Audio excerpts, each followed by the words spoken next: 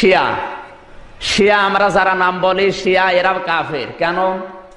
সূরা বাকারা, কুল মান কানা আদুওয়ান লিজিবরিল ফাইন্নাহু নাযালাহু আলা কলবিকা বিইযনিল্লাহি মুসাদ্দিকান লিমা বাইনা ইয়াদাইহি ওয়া হুদা ওয়া বুশরা লিল মুমিনিন। সঠিকভাবে বুঝবেন ভাই, উল্টা পাল্টা বুঝবেন না। সূরা বাকারা 97 নম্বর আয়াত, একটা আয়াতের 3 ভাগের 1 ভাগ।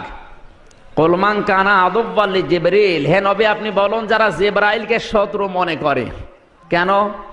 শিয়াদের ধারণা জিবরাইল ফেরেশতা আসবে আলীর কাছে, না এসে ভুল করে গেছে মুহাম্মদের কাছে।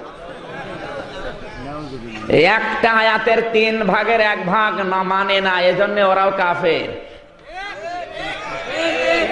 আর বাংলাদেশে নামধারী আমরা যারা মুসলমান, 96% মুসলমান এই দেশে। 6666টি আয়াতের টাটকা 250 আয়াতের দেশে অনেক মানুষই মানে না।